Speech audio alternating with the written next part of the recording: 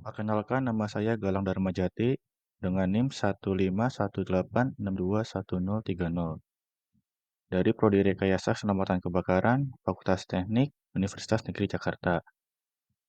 Kali ini saya akan memaparkan bisnis plan dari toko souvenir Menawan yang merupakan ujian akhir semester mata kuliah Technopreneurship dan Inovasi.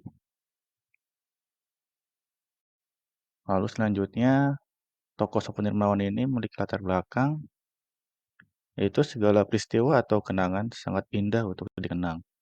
Lalu apa artinya kenangan yang dialami tidak memiliki bentuk fisik untuk dikenang sepenuhnya?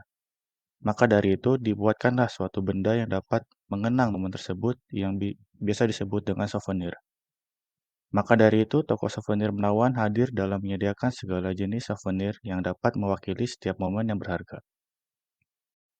Toko souvenir Menawan ini memiliki visi dan misi, yaitu visinya menjadikan sebuah souvenir menjadi simbol kenangan yang akan diingat dan dikenang selalu.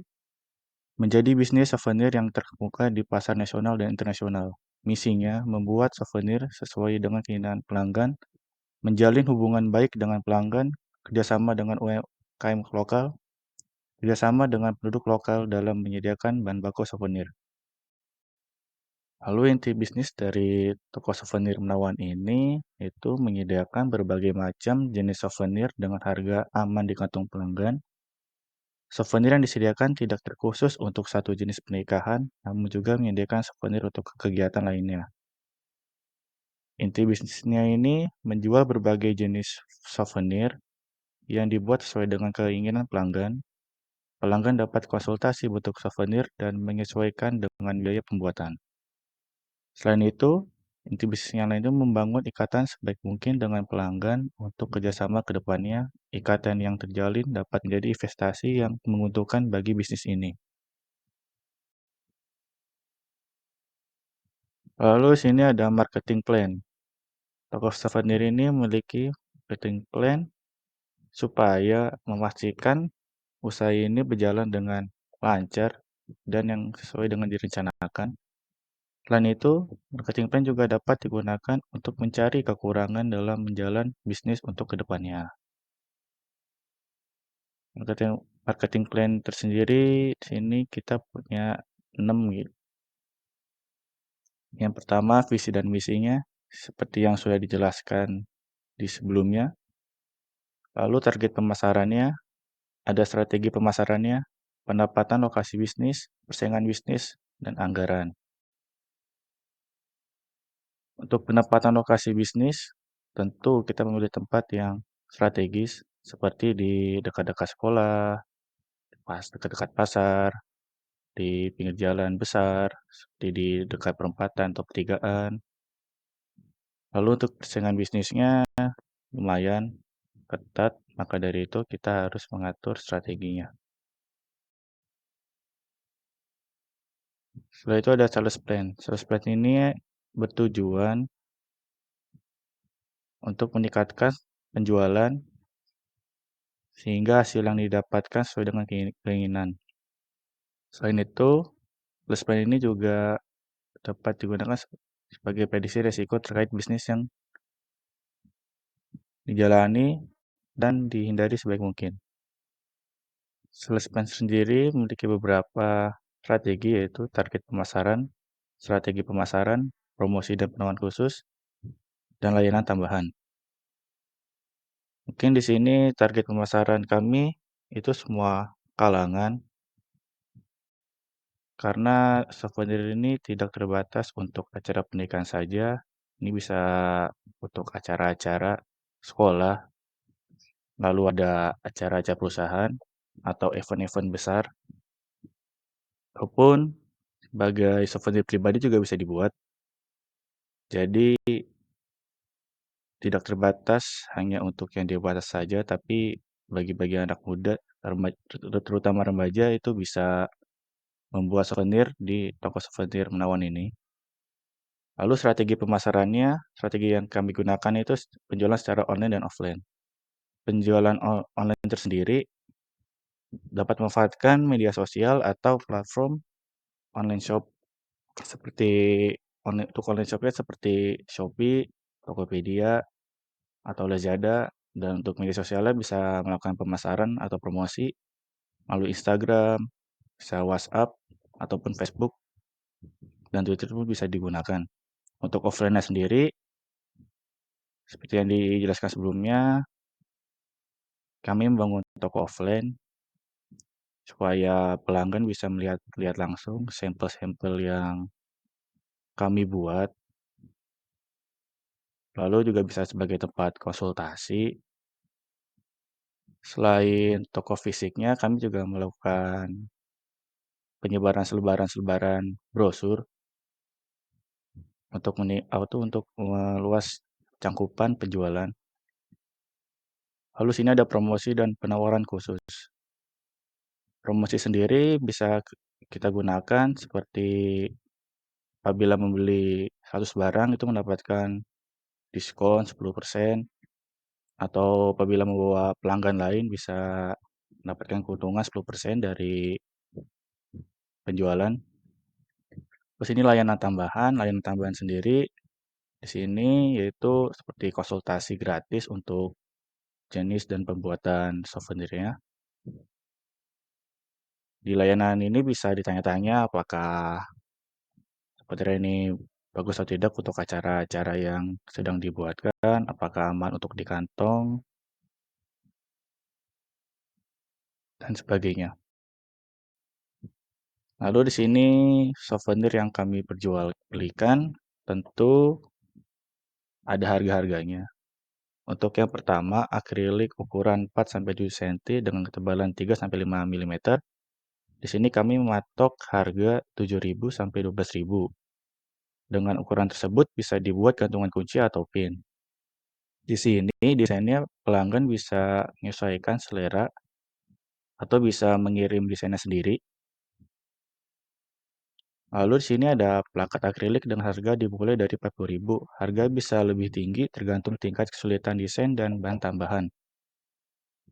Jadi di sini pelanggan bisa melakukan konsultasi terlebih dahulu plakat apa yang ingin dibuat. Tentu apabila membeli plakat dengan jumlah banyak akan diberi potongan atau diskon. Di sini ada souvenir pernikahan dimulai dengan harga 7.000.